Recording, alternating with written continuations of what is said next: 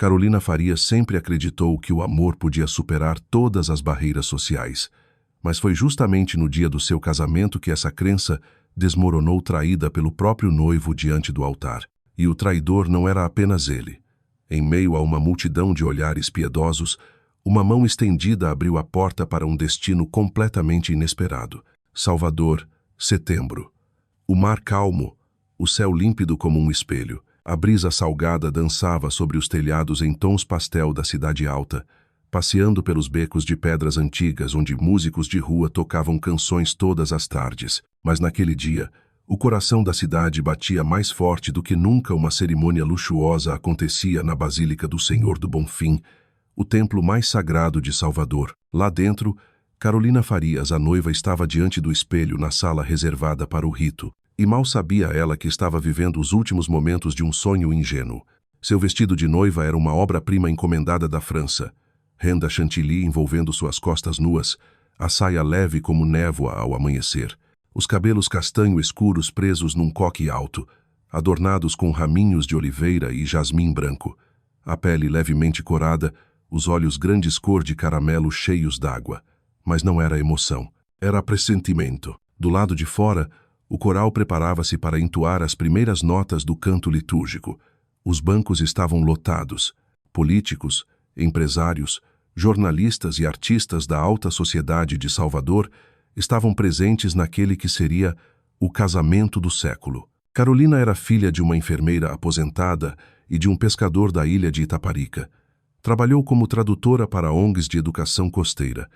Uma mulher comum com sonhos simples, até que Maurício Lima apareceu. Filho mais velho da poderosa família Lima, dona da maior empresa de transporte marítimo do Norte e Nordeste. Maurício parecia perfeito, alto, culto, gentil, com um sorriso capaz de derreter madrugadas. Conheceu Carolina durante um seminário sobre tradução marítima no Recife, onde ela palestrava em 3 idiomas.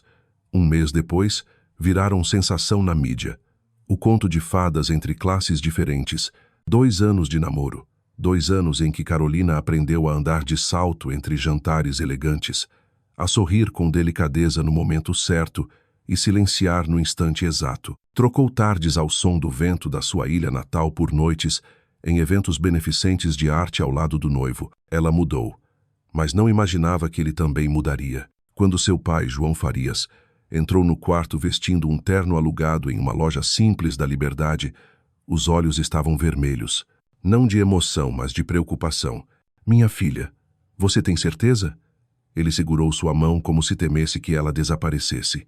Carolina sorriu, mas seu coração batia como um tambor de guerra. A música soou. As portas se abriram. O interior da igreja se encheu de solenidade. Carolina avançava sobre o tapete vermelho coberto de pétalas brancas, de braços dados com o pai. Ela não ouvia a melodia, apenas o pulsar do seu próprio peito. E então, viu Maurício. Ao final do corredor, vestindo um smoking italiano, continuava elegante, mas estava pálido. As mãos tremiam, os olhos desviavam. Ao lado dele, o padre sorria com doçura. Os padrinhos trocavam olhares tensos. À esquerda, Lara, a madrinha principal, estava cabisbaixa. Os ombros tremiam. O instinto de Carolina falou mais alto. De novo, diante do altar, Maurício segurou sua mão. Estava gelada como pedra. E então, antes que o padre dissesse qualquer palavra, ele soltou: "Carolina, eu não posso." Um frio percorreu a igreja. "Me desculpa, eu amo outra pessoa. Você merece alguém que te ame por inteiro. Você não merece uma mentira." Ninguém respirava. Ninguém piscava. "Quem?" A voz de Carolina cortou o silêncio como lâmina. E o microfone ainda estava ligado. Todos ouviram. Maurício engoliu seco. "A Lara." Lara, a amiga de infância, a que cresceu com ela na ilha. Com quem escrevia diários, lia poesia, aprendia música e nadava. Lara, que chorou ao seu lado quando Carolina aceitou o pedido de casamento. Lara agora com o rosto em lágrimas, os olhos verdes incapazes de encarar.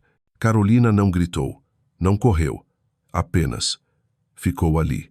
Não ouvia mais nada. A música sumiu. As pessoas silenciaram. Só ouvia as batidas do seu peito e o clique das câmeras.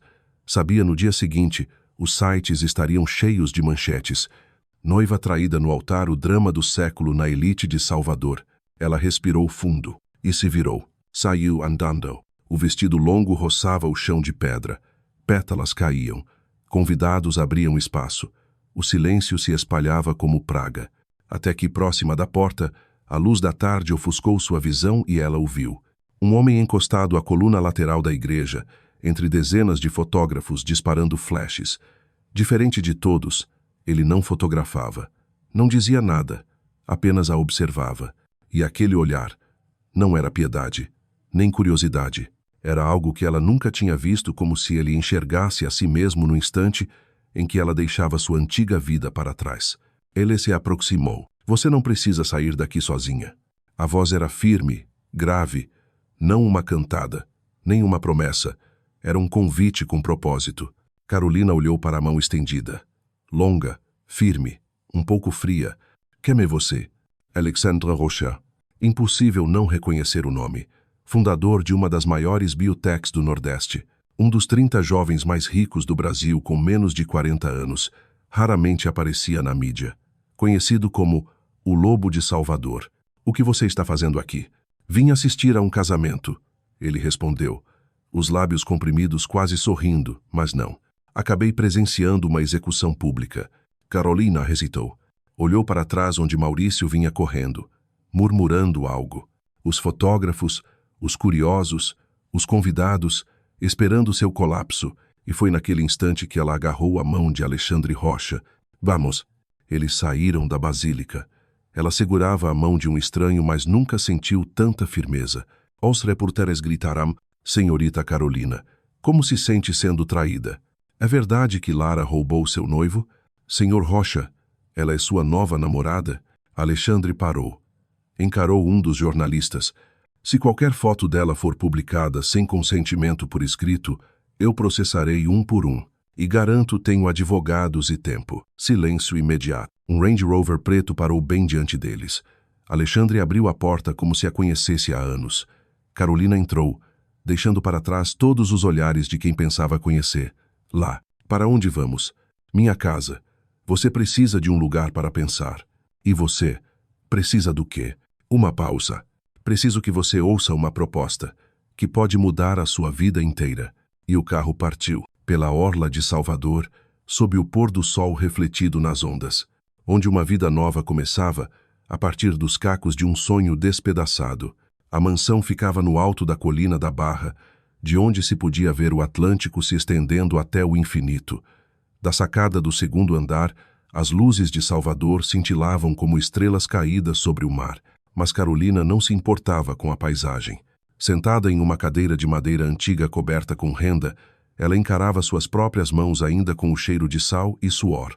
Não trocara de roupa, ainda vestia o vestido de noiva amarrotado, com algumas manchas de poeira.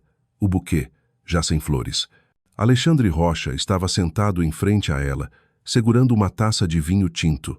Seu olhar era tão silencioso quanto o mar antes da tormenta. Eles não disseram uma palavra por quase 10 minutos. Pela primeira vez na vida, Carolina não se sentia pressionada a dar respostas, nem recebia tapinhas nas costas acompanhados de frases falsas de consolo, nem era forçada a ser forte.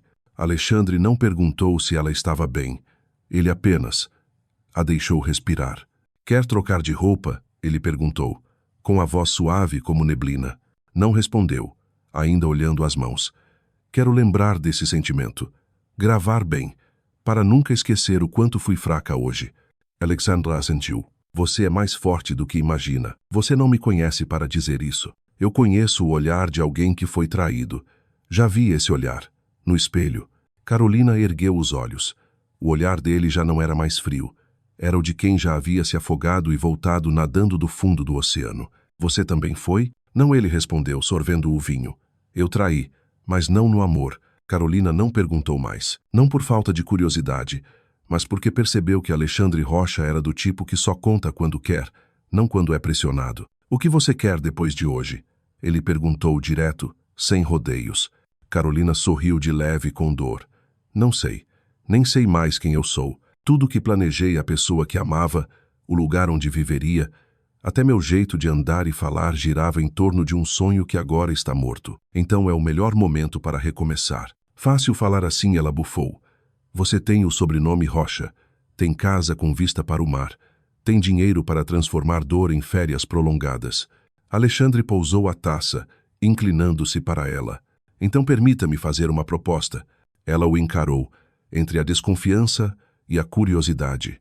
Pelos próximos 3 meses, quero que você seja minha acompanhante em eventos sociais e empresariais, conferências, jantares de gala, coletivas de imprensa, inaugurações, lugares que exigem uma imagem inteligente, elegante e equilibrada. Você não será minha namorada nem amante, apenas acompanhante. Carolina franziu a testa. Uma espécie de modelo de imagem? Não, ele balançou a cabeça. Uma parceira social. Alguém com raciocínio, argumentação e firmeza. Não preciso de uma boneca muda ao meu lado. Preciso de alguém inteligente o suficiente para intimidar quem estiver à mesa. E você tem esse potencial. E o que eu ganho com esse papel? Inusitado? Você vai aprender. Terá acesso a ambientes que normalmente não poderia entrar sem um sobrenome de peso. Oferecerei treinamentos de especialistas em comunicação a consultores políticos. Vou inseri-la nesse mundo não para ser enfeite, mas para que possa sair dele com seu próprio nome. Após 3 meses, poderá ir embora com tudo que aprendeu, e ninguém mais ousará chamá-la de a noiva abandonada. Carolina ficou em silêncio. Sentia-se sendo arrastada por uma correnteza forte, mas sem medo. Aquilo era parecido com a sensação de quando deixou sua ilha natal para estudar em Recife, cheia de receios, mas também de esperança. Quais são as condições? Ela perguntou. Alexandre recostou-se, com o olhar mais sério. 3 condições. Primeira, você não pode se apaixonar por mim. Segunda, honestidade absoluta. Terceira, uma vez iniciado, não pode desistir no meio. Carolina riu, irônica, confiante. Hein? Não disse que você vai se apaixonar, mas sei que, se emoções se misturarem, tudo complica. Ela pensou por um momento, levantou-se e virou-se para o mar. Também tenho 3 condições. Estou ouvindo? Primeira, não quero ser tratada como objeto sem controle de tempo, sem invasão de privacidade. Segunda, preciso saber o propósito de cada evento. Não serei conduzida às cegas. Terceira, ao fim dos 3 meses, terei liberdade para escolher meu caminho profissional, sem depender de você, sem usar seu nome. Alexandra assentiu. Concordo. Ela se virou. Precisamos assinar contrato? Não. Nunca quebro promessas. Pode gravar se quiser. Carolina ficou em silêncio. Pela primeira vez, depois de horas de dor, sentia que tinha escolha. Está bem. Eu aceito. Alexandre se levantou e estendeu a mão. Eles apertaram as mãos sem formalidade, sem hesitação, como 2 soldados entrando juntos numa batalha. Na manhã seguinte, Carolina foi levada ao seu quarto na mansão, um espaço sóbrio, elegante, sem ostentação. Uma cama branca, uma escrivaninha de madeira escura, uma estante de livros e uma janela voltada para o oceano. Seu primeiro dia começou com um cronograma rigoroso. 7 horas. Exercícios leves. 8 horas. Café da manhã com psicólogo. 9 horas. 11 horas. Treinamento em comunicação e etiqueta. 13 horas. 15 horas. Discussões sobre política e cultura. 16 horas. 18 horas. Simulações de diálogo em eventos. Noite.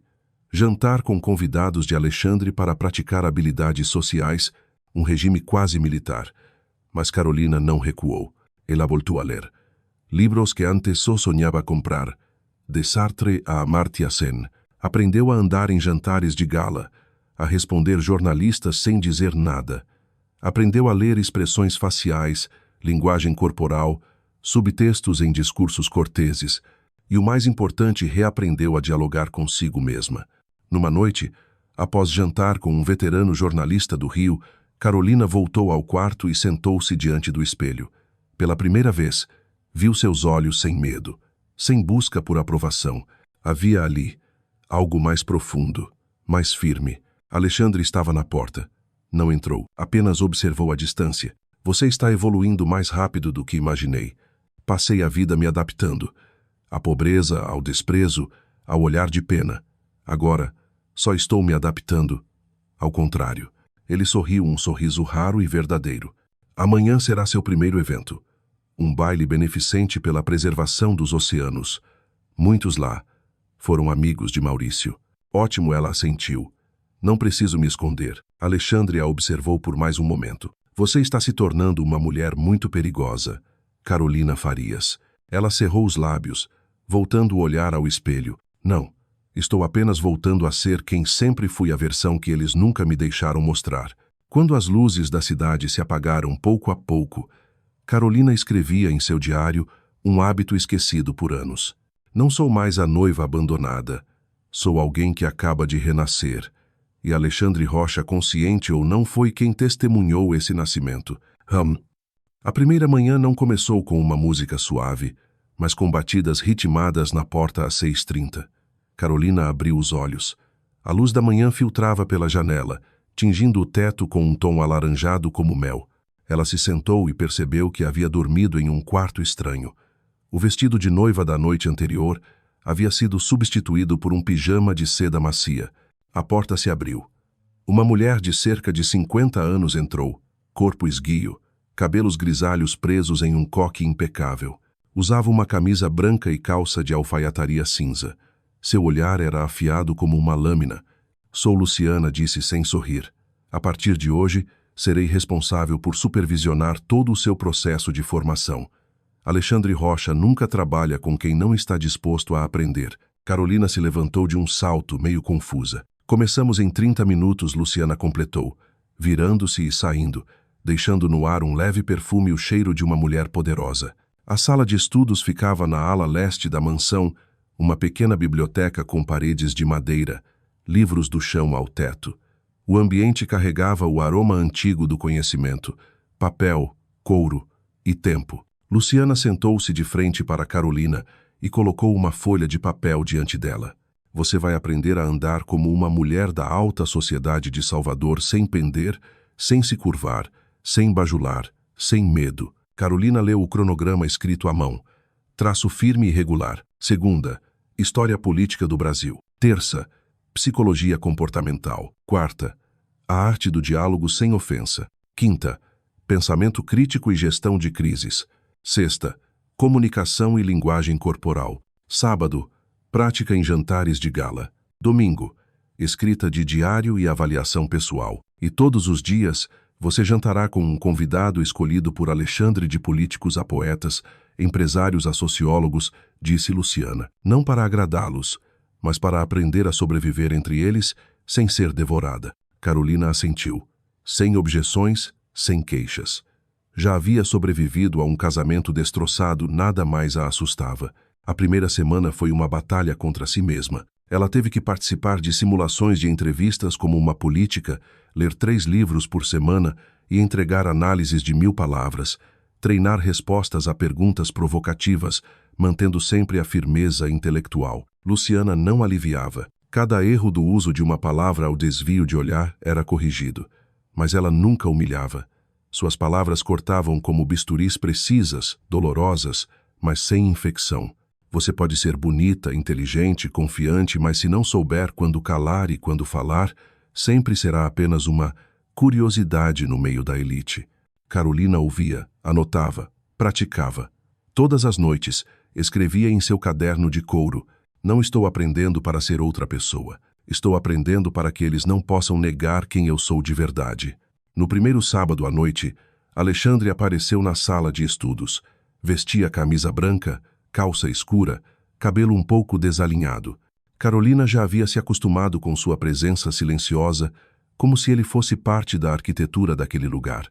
Hoje você janta comigo, disse, não como convite, mas como anúncio. Só nós dois? Não é pressão suficiente. Ela sorriu levemente. Sentaram-se à mesa longa, coberta com linho branco, à luz de velas. O jantar: peixe grelhado com sal marinho, salada de manga verde e vinho branco gelado. Alexandre não falou de negócios. Perguntou sobre a infância de Carolina. O que você queria ser quando criança? Professora de português na ilha. Queria que as crianças de lá soubessem que linguagem é a arma mais poderosa. E, agora? Agora. Não tenho mais certeza. Alexandre pousou a taça. Você deveria sonhar de novo, mas desta vez, não sonhe pequeno. Carolina o olhou, sentindo algo se mover dentro dela não por sua aparência, mas porque ele viu o que ela mesma havia esquecido: ambição. A segunda semana trouxe um novo desafio: o baile simulado. Luciana organizou um jantar de ensaio na mansão, convidando 10 amigos de Alexandre. Ninguém disse a Carolina quem eram. Sentaram-se ao redor da mesa, alternando entre português, inglês e francês. Carolina não apenas precisava acompanhar, mas conduzir um tema por 15 minutos. Quando um investidor de São Paulo perguntou com cinismo: "O que você acha de mulheres que se esforçam para entrar no mundo dos homens sem mudar quem são?", Carolina respondeu: "Nós não estamos entrando no mundo dos homens. Este mundo já existia antes de vocês nomeá-lo. E quando falamos não é para roubar espaço, mas para recuperar o que nos foi tomado." Silêncio total. Depois Alexandre assentiu. "Melhor resposta que já ouvi." Carolina foi até a varanda ao final do jantar. O vento do mar bagunçava seus cabelos. Luciana se aproximou, com um copo de suco na mão. "Sabe por que Alexandre escolheu você?" Carolina balançou a cabeça. "Porque você já viveu de forma autêntica, e ele tem medo do que é verdadeiro. Duas almas de extremos puxando-se para o meio." "Ele já amou alguém?" Luciana olhou para o horizonte. "Sim, uma vez, e quase perdeu tudo." Carolina silenciou. Não perguntou mais. Desde o início do acordo, ela nunca esqueceu: o coração de Alexandre era um quarto trancado, e ela, apenas alguém autorizada a ficar do lado de fora. Naquela noite, Alexandre veio procurar. Lá quando o relógio marcava 23h30, bateu levemente na porta. "Está acordada? Ainda não dormi." Ele apoiou-se no batente. "Não entrou. Quero agradecer por não ter desistido." "Você achou que eu desistiria?" "Não." Ele balançou a cabeça. "Só sei que o seu passado é pesado o suficiente para querer ficar no chão. Mas você escolheu levantar." Carolina saiu, ficou ao lado dele. "E ainda restam 3 meses para ver até onde posso ir." Ele a olhou não com os olhos de um mentor, mas como um homem que percebe pela primeira vez que abriu uma porta que talvez não consiga mais fechar. A noite em Salvador carregava uma luz ao mesmo tempo cálida e mágica, como se toda a cidade fosse iluminada pelas memórias de almas antigas. E naquela noite, no coração da cidade, um evento acontecia no Hotel Fasano, um lugar onde apenas os ricos, poderosos ou influentes podiam entrar sem precisar dar explicações. O baile beneficente pelos oceanos do Brasil, um evento anual que reunia a alta sociedade, artistas, cientistas e políticos para arrecadar fundos em prol da pesquisa e preservação da vida marinha. Carolina Farias estaria presente, não como a noiva traída na Igreja do Senhor do Bonfim, mas como acompanhante oficial de Alexandre Rocha, um dos empresários mais proeminentes do país, cotado para se candidatar ao governo do estado da Bahia nos próximos anos. Mas para ela, aquilo não era apenas um evento beneficente, era seu primeiro palco. O lugar onde ela escolheria encarar o passado com uma versão inteiramente nova de si mesma. O camarim do hotel era grande como um estúdio. Carolina ficou diante do espelho, vestindo um vestido azul marinho de gala, de corte simples mas elegante, ombros à mostra, cintura suavemente marcada. Uma das pontas caía como uma onda. O cabelo estava preso de forma leve, com alguns fios soltos moldando o rosto. Os saltos de 9 centímetros a elevaram a um novo nível de presença. Luciana a observava por trás e assentiu levemente. "Você não precisa ser a mais bonita da sala. Só precisa ser aquela que ninguém consegue esquecer." Carolina soltou o ar suavemente. Não era medo, era a consciência clara de que seu coração nunca esteve tão firme. Alexandre entrou. O terno perfeitamente ajustado o fazia parecer, ao mesmo tempo, um astro de cinema e um líder prestes a assinar um tratado importante. Mas ao ver Carolina, ele parou. Seu olhar, geralmente frio, suavizou-se, como ondas tocando a areia. "Está pronta?" ele perguntou. "Estou pronta desde o momento em que saí daquela igreja", respondeu ela, com voz serena. Ele estendeu a mão. Ela segurou, e juntos saíram 2 corpos. Nenhuma promessa dita, mas ambos sabiam. Aquela noite marcaria uma virada. O salão de festas brilhava sob luzes âmbar. Música jazz suave misturava-se ao tilintar de taças e murmúrios cordiais. Ao entrar com Alexandre, Carolina imediatamente atraiu dezenas de olhares. Alguns a reconheceram mesmo fingindo que não. Outros olharam para Alexandre surpresos, curiosos. A mesa deles ficava próxima ao palco principal, onde ocorreria o discurso do maior patrocinador da noite, o Grupo Rocha. Alexandre puxou a cadeira para Carolina e sentou-se ao lado. Os primeiros a cumprimentá-los foram um casal de idosos, ele, senador estadual, ela, diretora de uma grande fundação. Sorrisos, apertos de mão, conversa educada. Carolina observava, mas logo se inseriu naturalmente no diálogo. Quando a senadora perguntou sua opinião sobre conservação marinha, Carolina não repetiu slogans comuns. Preservar não deveria ser um ato, e sim uma cultura. Quando uma criança aprende que até uma concha tem alma, ela não crescerá destruindo o oceano por lucro.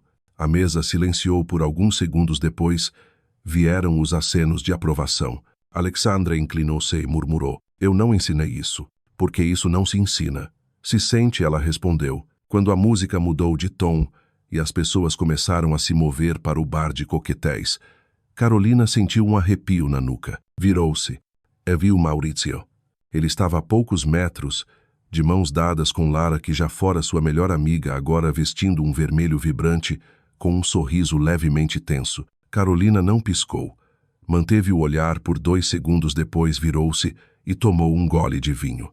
Seu coração não acelerou. Nada desabou. No lugar disso, uma tranquilidade estranha, como se ela finalmente tivesse fechado uma porta que antes nem sabia que podia fechar. Alexandre acompanhou seu olhar. "Eles estão aqui", disse, sem precisar explicar. "Eu vi", ela respondeu, "e eles vão ter que me ver assim." Ele não perguntou se ela estava bem. Apenas disse: "Se quiser ir embora, posso levá-la por uma saída reservada." Não. Carolina balançou a cabeça e olhou Alexandre nos olhos. "Eu não vim para fugir. Vim para existir de verdade." Quando Maurício e Lara se aproximaram como se atraídos por um campo magnético, houve alguns segundos de silêncio. Maurício falou primeiro: "Carolina, você está diferente?" Ela inclinou a cabeça, com um leve sorriso. "Você deveria ter me visto naquela manhã. Aquilo sim foi diferente." Lara tentou dizer algo, olhar perdido. Eu sinto muito." Não. Carolina levantou a mão. "Não estou aqui para reviver o passado. E você também não deveria vir pedir perdão, porque eu não carrego culpa de ninguém para poder perdoar." Alexandre permaneceu ao lado, em silêncio, mas seu olhar para Maurício dizia tudo. Um alerta silencioso. Carolina alternou o olhar entre os três. "Desejo uma boa noite aos dois." Ela se virou e saiu na frente. Cada passo, firme, sem o peso das promessas quebradas ou das memórias distorcidas pela traição. No fim da noite, após o discurso de arrecadação, Alexandre e Carolina estavam juntos no corredor que levava à varanda com vista para o mar. Ele serviu uma taça de vinho para ela e disse: "Achei que você fosse desabar ao vê-los." "Eu também achava", ela respondeu, "mas sua irmã estava certa." Alexandre Virus, surpreso. "Como sabe sobre Isabela?" "Vi uma pequena foto na biblioteca com o nome dela gravado atrás. E Luciana comentou algumas coisas." Ele não negou, não desviou, apenas fechou os olhos por um instante, como se ouvisse o vento trazer de volta uma memória antiga. "Ela é a razão pela qual sempre intervenho quando vejo uma mulher sendo ferida", disse Alexandre, voz baixa. "Mas estou começando a entender: intervir é uma coisa, deixar que alguém se levante por si só é outra." Carolina apoiou-se na varanda. O vento bagunçava seus cabelos.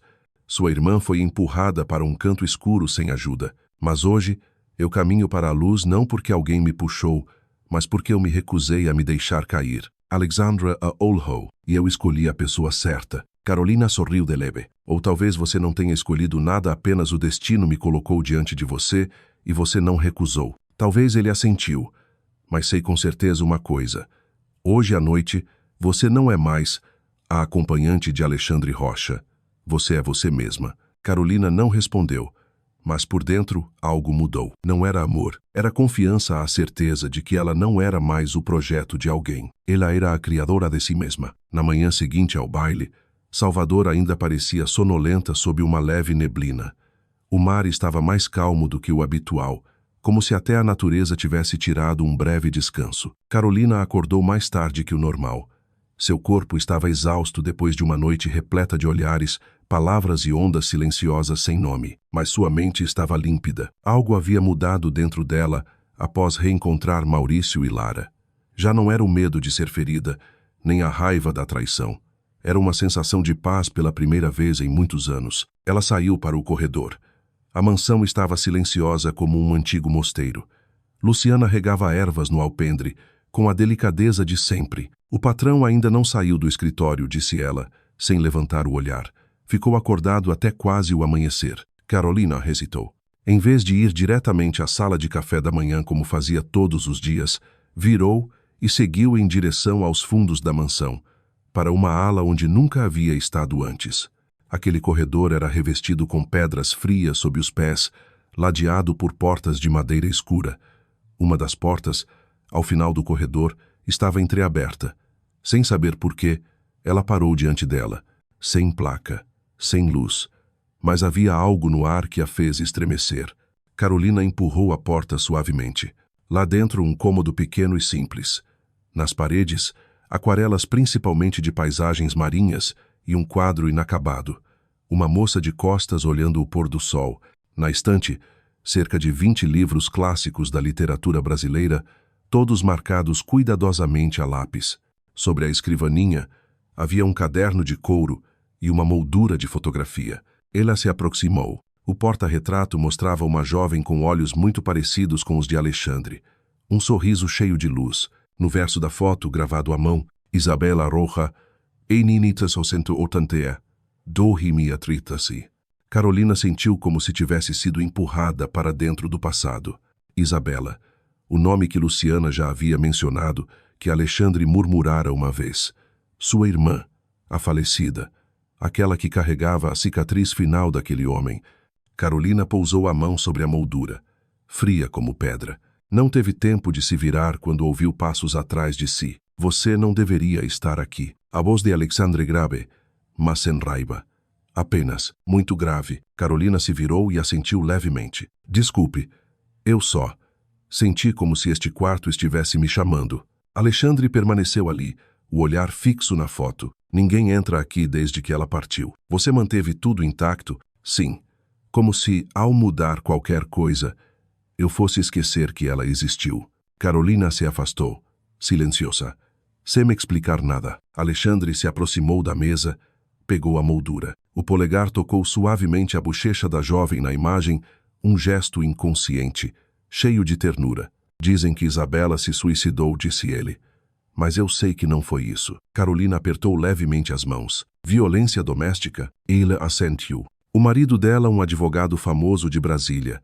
Um manipulador sutil.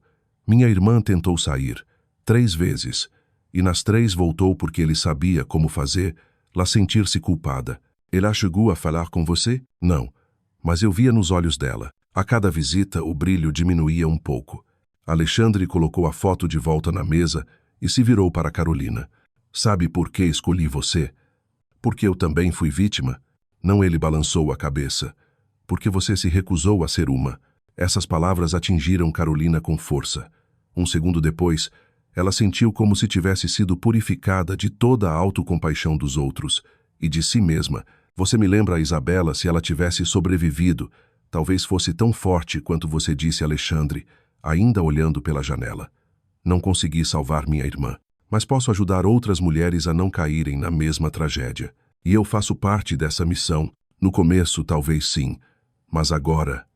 Ele pausou, escolhendo as palavras. Já não sei mais onde termina o dever e começa o sentimento. O quarto ficou tão silencioso que dava para ouvir o vento entrando pelas frestas. Carolina se aproximou e parou ao lado dele. Não se olharam. Apenas ficaram lado a lado, como 2 estátuas de uma história ainda não escrita. Você não precisa ter certeza, ela sussurrou. Só precisa ser honesto. Alexandre se virou. Pela primeira vez, seus olhos já não eram um mar frio. Eram ondas tocando a areia. Naquela tarde, Carolina pediu a Luciana para cancelar sua agenda de estudos.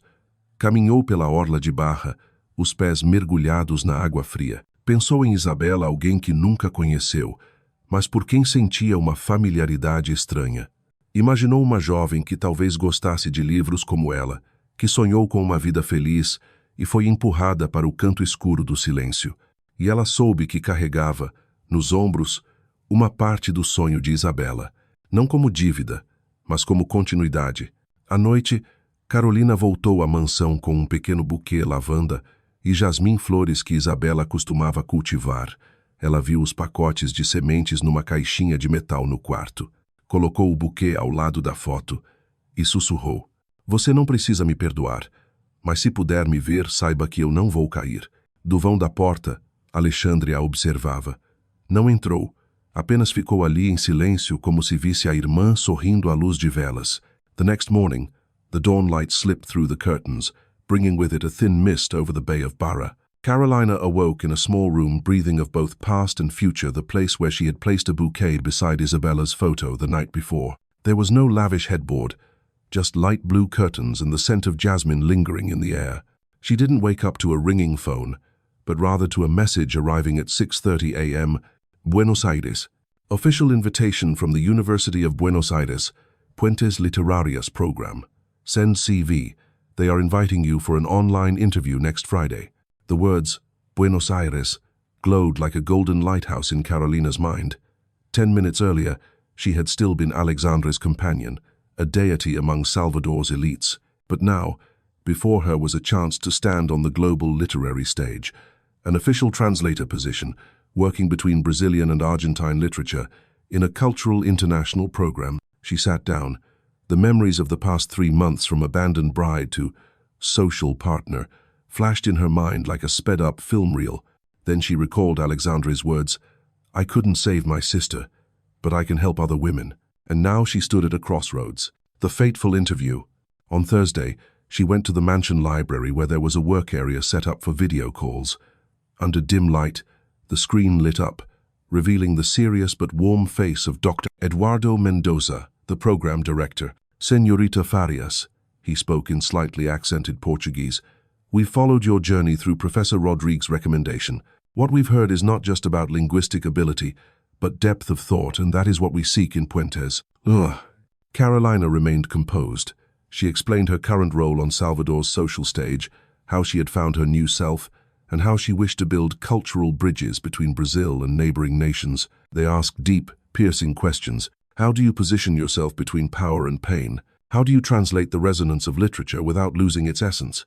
She answered from her own experience that the weapon of words is more frightening than guns, that her love for literature and history helped her erase fear and shame, that each verse, each translated paragraph is a soul-to-soul connection that transcends language. At the end, Dr. Mendoza smiled. "I believe you don't just translate words, but aspiration," he said.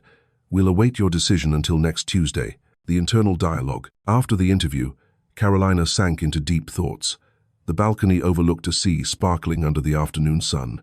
The sea breeze gently swayed the jasmine vines. Around her, silence for the first time carried the weight of unspoken words. Inside her heart, 2 voices echoed. One whispered, "You've created something of value. Professors, scholars, writers, and even corporations have taken notice.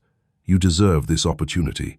Buenos Aires, the land Borges once walked, where Cortázar breathed, awaits you to connect Brazilian and Argentine literature." Another murmured, "Alexandra chose you, gave you a place, gave you tenderness, gave you graceful scholarship. You sowed hope in him like someone who's been saved. If you leave, it's not just a triangle of power you're leaving, it's him, the one who rescued you beneath the spotlight." She closed her eyes. She didn't love him the same way, but she feared leaving him alone in loneliness, yearning, and a mission tangled in the past. Then she remembered the letter and Isabella's words, "I just want him to be happy." Then she remembered herself. "If I didn't give up, you shouldn't either." Of a tense conversation between 2 hearts. That evening, in the library, Carolina received a call from Alexandra. "Buenos Aires, are you planning to?" She glanced at the photo frame. Isabella's shadow still lingered there. Her decision was not yet clear. "I don't know yet," she said honestly. "I need time." "You have time," Alexandra replied, bitterness unexpectedly in his voice. "But the world won't stop and wait for you." Silence. "You taught me not to call anyone a victim, so what am I now?" Carolina asked, her tone softer. "Strong," he sighed. "Not because of me. You're strong because you avenged pain by standing up." She was speechless. His words made her believe more in her decision. She wasn't going because he saved her. She was going because she had lived enough to choose her own life. "I will go," she said, her eyes bright. "But I want you to know, I'm not leaving because I stopped loving. I'm going to be sure that I love you for me, not because of the sorrow I carry for your sister." His heavy breath came through the line. "If the day comes when you return, maybe we can start again. But this time, it's a choice, not a duty." She smiled, freer than ever. "See you in the future, not fate," she said, and ended the call, preparing for Buenos Aires. In the following week, Carolina got everything ready. Her classes continued, but between communication workshops and dialogue psychology, she translated documents for Eduardo, the long-lost brother, to support a writing program for rural schoolgirls via digital platform. It was partly to maintain her bond with him not only emotionally, but through action. Luciana noticed the change. No one made dinner for her anymore. Carolina now cooked pasta with olive oil and basil, simple but enough. Alexandra brought her passport one afternoon. In the sunset light streaming through the glass, he looked at her. "It's barely enough to nourish love, but it's enough to keep the flame alive," he said. She looked at him, eyes glistening. "See you in Buenos Aires, but not as a companion, as the version I chose for myself." He said nothing, his eyes flickering like starlight. "I will visit you," he said. She chuckled. "Good. But remember, I'm no longer a forsaken bride. I'm the one who tells the past like a closed book and walks into the next chapter." On her final day in Salvador, she walked the beach alone, a light suitcase trailing behind. The sea had seen her cry, had been her nest, her school. Now the sea witnessed her departure, not an escape, but a return to the version of herself she chose to become. The plane landed at Aeropark Airport. Buenos Aires welcomed her with red-leaved almond trees, old archways, and the smell of coffee from a nearby bar. She stepped out, breathing deeply into an air filled with literary dreams, Borges postcards, and the echo of tango in her chest. And in the baggage claim corridor, she stopped. Her steps faltered. On her phone screen, the image of last month's Salvador event still vivid. That wasn't her, it was someone else. She swallowed her tears, but it was a smile of contentment. She exhaled, overcame the lump in her throat, and walked toward the nearby Del Café to begin her next chapter, holding a heart that had survived and aiming for a dream bigger than ever. Buenos Aires no início de abril era uma sinfonia entre o outono e a memória. As folhas começavam a amarelar, as ruas de paralelepípedos em San Telmo traziam o frio suficiente para que as pessoas apertassem os cachecóis ao redor do pescoço. Em um cantinho do bairro antigo, havia um café chamado Puente de Papel, onde escritores, tradutores e estudantes de literatura costumavam se reunir para compartilhar ideias, escrever em silêncio ou ler um poema, à meia luz amarelada. Carolina frequentava o lugar após o expediente no programa Puentes Literarias. Sentava-se perto da janela, traduzia poesias, trocava ideias com colegas do Chile, da Argentina, do Peru e, às vezes, apenas observava as pessoas, passando tentando guardar cada olhar, cada andar, cada som de um país que começava a se tornar sua segunda casa.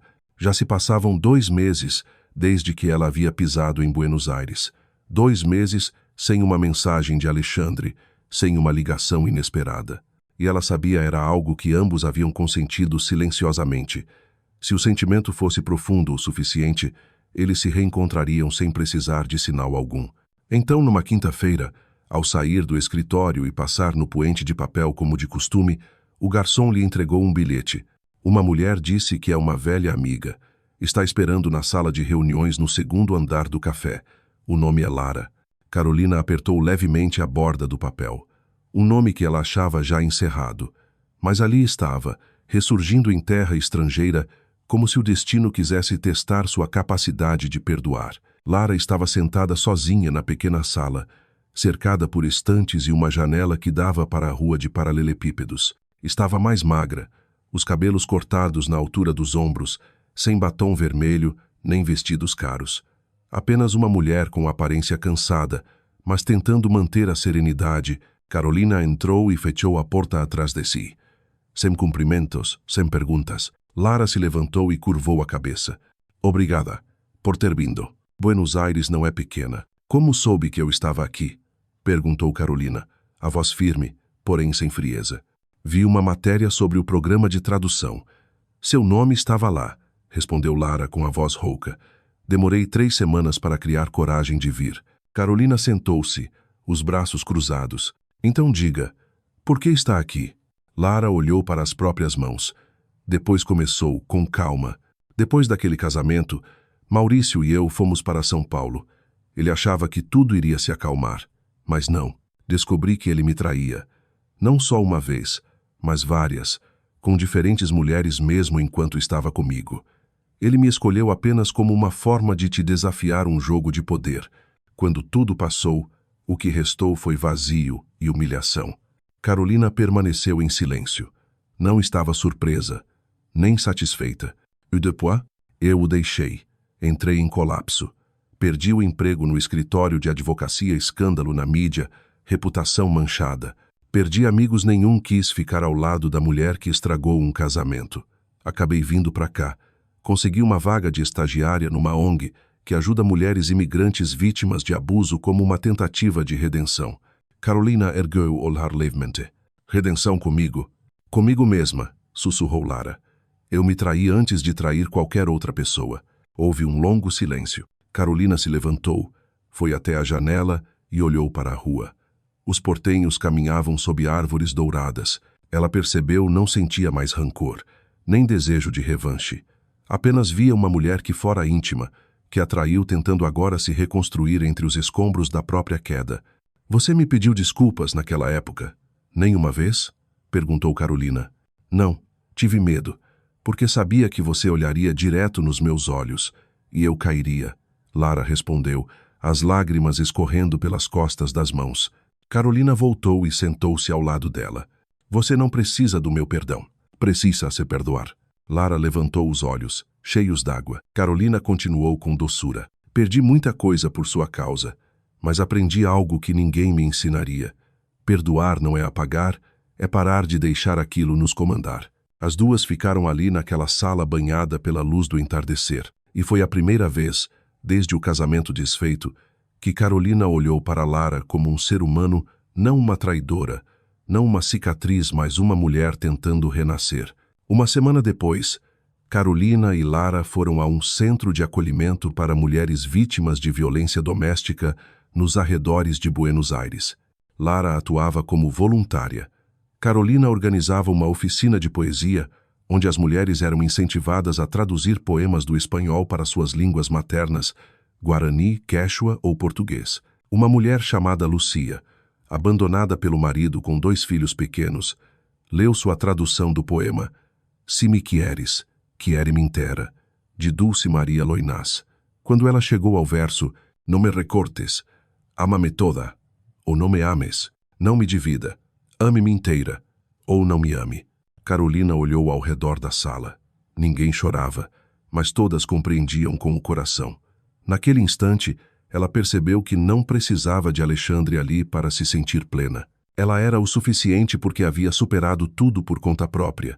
O amor perdido, a traição, a reputação arruinada e agora a verdadeira compaixão. Naquela noite, Lara enviou a Carolina uma pequena carta. Não ouso esperar que voltemos a ser amigas, mas se um dia alguém me perguntar qual foi o gesto mais corajoso que já presenciei, direi, foi o olhar de Carolina quando ela me perdoou.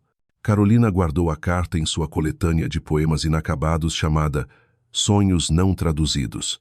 Seu coração estava leve, como se finalmente tivesse deixado no chão uma mala pesada que carregava há anos.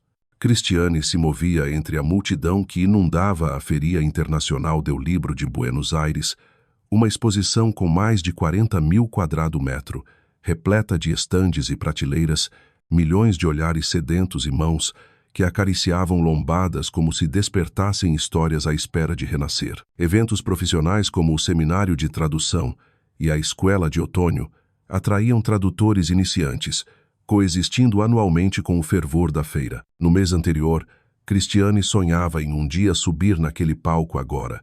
Estava ali. O Fórum Puentes de Encuentro. Pela manhã, ela participou de um colóquio chamado Puentes de Encuentro, no qual a UBA e uma universidade brasileira, Unesp, apresentavam uma coleção de livros traduzidos com o objetivo de construir um olhar em comum entre as duas culturas. Foi ali que Cristiane assumiu o papel de intérprete, do português ao espanhol, explicando a obra de autores brasileiros para o público argentino. Cada palavra escolhida não era apenas um meio de expressão precisa, mas um elo entre almas, e naquele momento ela sentia que estava continuando o sonho de Isabela. Surpresa do passado, entre os estandes de poesia, ela viu um homem alto e magro parado diante das prateleiras, e ele parecia exatamente como Alexandre na sacada em Salvador, exceto pelo olhar mais cansado e a presença ainda cortante, porém mais profunda. Seu coração apertou como se tudo ao redor se dissolvesse. Ele se aproximou, excitante. Cristiane. Ele não a chamou mais de Senhorita Santos. Achei que você estaria no festival de poesia. Ela sorriu suavemente. Estou aqui para aprender. E você? Ele abaixou levemente a cabeça. Estou procurando alguém. Alguém que possa me ajudar a cumprir uma promessa que fiz à minha irmã. Cristiane percebeu o tremor em seus olhos. Pela primeira vez, ele não era um parceiro social, mas um homem puxado de volta pelo próprio passado. Confissão nas entrelinhas. Sentaram-se numa mesa de madeira num canto silencioso da feira, rodeados de livros, flores discretas e sussurros de leitura. Alexandre contou. Fora convidado para representar um parceiro do setor empresarial que não pôde comparecer e teria apenas 2 dias na cidade. Ao ver os workshops sobre literatura brasileira traduzida para o espanhol, decidiu procurar Cristiane, a mulher que um dia escolheu como parceira num projeto, mas que agora queria ouvir, na língua dela. Cristiane escutava não com os ouvidos, mas com o coração. As folhas marrons do lado de fora pareciam vibrar junto com cada palavra. Você me ajudaria a reunir materiais para uma homenagem a Isabela durante a feira? Ouvi dizer que haverá uma leitura voltada à tradução feminista. Queria nomear o evento de A Ponte de Isabela. Cristiane assentiu. As lágrimas não caíram, mas estavam ali, presas na mão que segurava a pasta. Você confiou essa missão à pessoa certa. A jornada por pontes, nos 3 dias seguintes, caminharam juntos pelos corredores da feira, ouviram autores, conversaram com editoras, buscaram poesia sobre violência doméstica e cura às traduções sendo embebidas de memórias. Cristiane traduziu ao vivo um poema de uma autora argentina que vivera um luto profundo. As palavras os levaram de volta àquela sala tranquila, diante do retrato de Isabela onde ela não falava, mas existia no olhar amoroso do irmão. Ao pôr do sol, sob a cúpula de vidro iluminada por luz dourada, sentaram-se num banco de madeira. A luz dos livros refletia nos rostos dos dois. Você é uma ponte verdadeira, Alexandre sussurrou. Uma ponte que me permitiu atravessar até a verdade, ao arrependimento.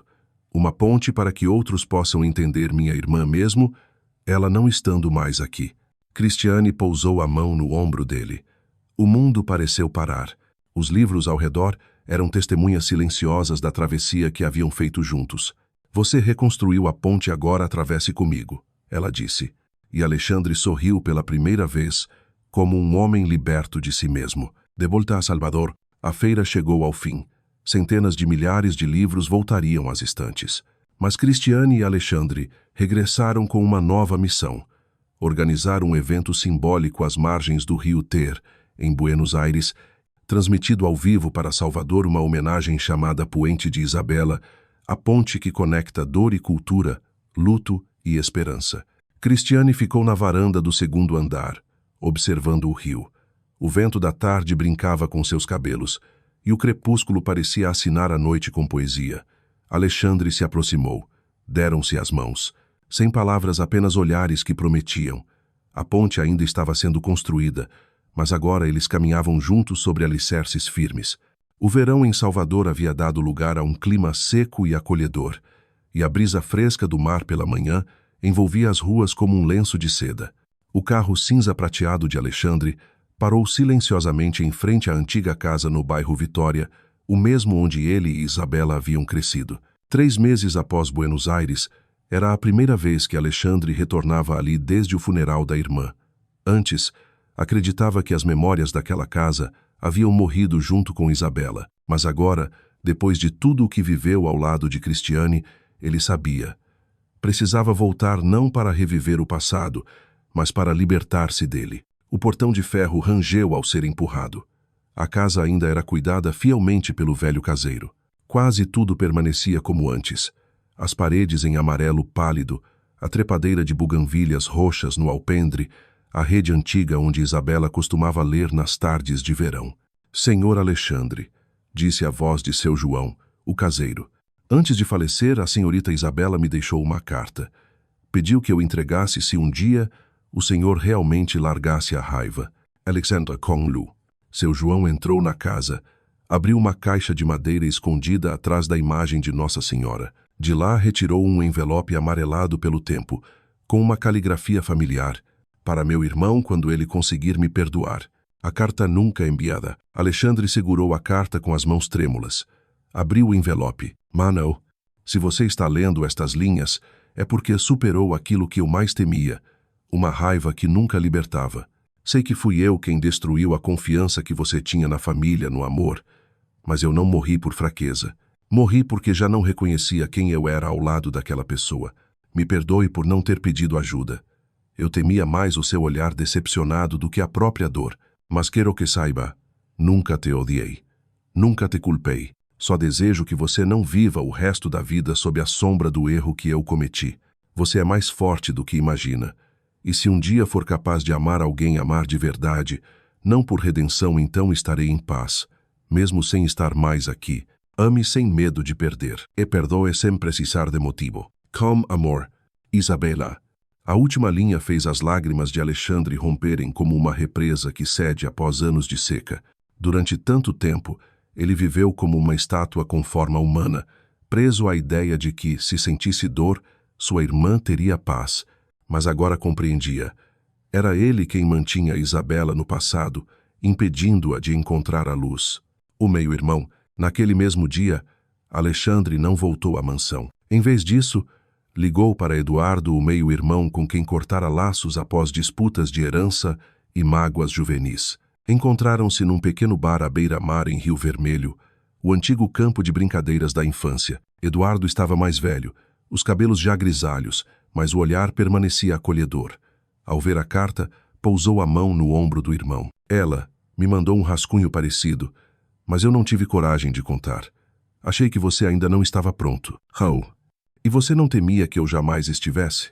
Perguntou Alexandre. Eduardo assentiu. Temia, mas agora vejo você voltando a ser humano. Silenciaram-se, escutando o mar bater contra as pedras. Alexandre lembrou dos anos em que odiou Eduardo, achava que ele havia roubado seus pais, sua atenção, sua família, mas agora, com aquela carta nas mãos, tudo parecia pequeno. Restava apenas uma verdade. Laços de sangue não são imposição, são convite à cura. Para Isabela, pela última vez, na semana seguinte, em Salvador, realizou-se uma cerimônia íntima à beira-mar, no farol da Barra. Alexandre convidou poucas pessoas queridas. Eduardo, Cristiane, que havia retornado de Buenos Aires não por obrigação, mas porque queria ser testemunha. Alexandre leu a carta de Isabela. Não chorou.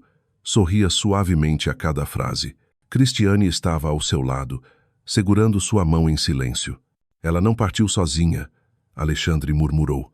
Partiu com a esperança de que um dia eu amaria alguém por inteiro. E agora? Perguntou Cristiane. Ele a olhou, com a doçura de um mar ao amanhecer. Agora, não tenho mais medo de amar. Só temo não ter coragem suficiente para pedir que você me escolha de novo. Cristiane sorriu. Alexandre Rocha, um dia, amei um homem como você quando eu ainda era uma noiva abandonada. Hoje, sou uma mulher livre. Se eu te escolher de novo, é porque você merece, não por causa do passado, mas por quem você é agora. Entre o som das ondas e o pôr do sol que dourava seus ombros, Alexandre lançou o envelope ao mar para que Isabela seguisse enfim o seu caminho, mas também para que ele próprio pudesse permanecer e recomeçar. Um ano após Carolina ter pisado em Buenos Aires, Salvador brilhava em uma manhã de inverno ensolarada, a luz era leve, como um sussurro da própria terra. Na praia do Forte, uma longa faixa de areia quase deserta com apenas os convidados, um pequeno casamento estava sendo preparado, sem tapete vermelho, sem imprensa, sem câmeras.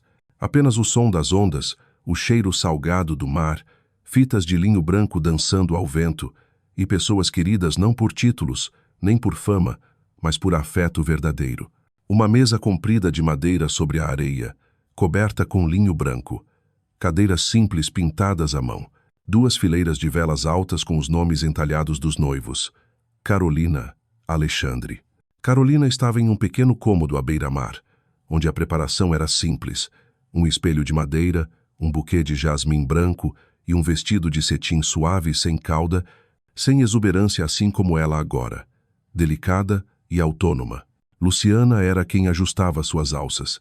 Continuava a mesma sóbria, precisa, mas naquele dia seus olhos estavam marejados. Você foi mais longe do que eu imaginava, sussurrou ela. Carolina sorriu. Também não achei que voltaria a Salvador em um vestido de noiva. Luciana apertou sua mão. Mas desta vez foi você quem escolheu, ninguém escolheu por você. Lá fora, Alexandre aguardava à beira-mar, usando camisa branca e calça de linho bege, sem paletó, sem gravata, descalço como quem deseja tocar a terra com verdade, como um homem que abandona tudo o que o afastou de si mesmo. Ao lado dele estava Eduardo, o guardião das alianças. O irmão que antes era uma memória interrompida, agora a testemunha mais nítida da maturidade de ambos. Cristiane surgiu ao som leve de um grupo acústico, guitarra, violino e uma voz suave interpretando O Leãozinho, de Caetano Veloso. Gosto muito de te ver, Leãozinho, caminhando sob o sol. Ela avançava sobre um caminho de flores, com os olhos fixos em Alexandre, não como a mulher que fora abandonada, mas como alguém que retornava por si mesma ao amor, depois de encontrar sua própria essência. Votos que não vêm dos contos de fadas. O celebrante era um escritor-autor de uma obra que Carolina havia traduzido do espanhol ao português. Ele não leu frases padronizadas. Ele perguntou: vocês compreendem que o casamento não começa com amor, mas com coragem? Ambos assentiram. Ela continuou: Carolina Farias, você aceita Alexandre Rocha não porque ele já a salvou um dia, mas porque hoje você não precisa mais ser salva e ainda assim escolhe ficar ao lado dele? Ela olhou firme para Alexandre. Antes eu achava que o amor era uma troca, dar e receber. Mas agora eu entendo. Amar é continuar querendo doar mesmo quando já não se precisa receber. E se há alguém que merece toda a coragem que eu juntei, é você. O escritor se voltou para Alexandre. Alexandre Rocha, você promete não se casar com ela para cumprir uma missão, mas para iniciar uma vida nova, onde ambos possam ser quem são, sem resgates, sem amarras, apenas juntos. Alexandre assentiu. Um dia eu amei por obsessão, por culpa, mas ela me ensinou a amar por confiança e porque sua existência, por si só, me faz querer ser um homem melhor. Hoje, não estou me casando com alguém que precisa de mim. Estou me casando com alguém que não precisa de ninguém, mas mesmo assim me escolhe. Silêncio. Depois o som do vento, das ondas e os aplausos dos que estavam ali. A pequena festa e a grande história. Não havia mestre de cerimônias, nem palco. Apenas um rádio antigo tocando bossa nova clássica, um pequeno bar de vinhos e mesas feitas de madeira reaproveitada de um barco velho. Lara estava presente, trouxe um livreto artesanal, poemas de quem pede perdão. 50 cópias, uma para cada convidado, cada poema, um pedido de desculpa sincero consigo mesmo. Luciana sentava-se ao lado de Eduardo. Compartilhavam uma taça de vinho em silêncio. Não disseram nada, mas o olhar era de paz. Alexandre foi até o centro, com o único microfone. Só quero dizer uma coisa, começou ele. Quando conheci Carolina, achei que estava salvando ela, mas eu me enganei. Foi ela quem me tirou da jaula dourada que eu mesmo criei. Ela nunca quis status, nunca pediu proteção, mas ainda assim, escolhe estar comigo, todos os dias, não por causa do passado, mas por quem somos agora. Carolina o olhava, os olhos úmidos, e hoje ele completou: eu não estou apenas casando com a mulher que amo, estou casando com a mulher que admiro. Final ou início? Quando a luz do dia começava a sumir, Carolina tirou os sapatos e caminhou até a praia. Alexandre foi atrás. Você uma vez me perguntou: qual era meu sonho de infância?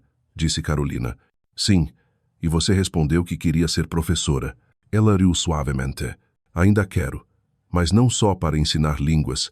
Quero ensinar aqueles que acham que não merecem amor que ainda é possível recomeçar.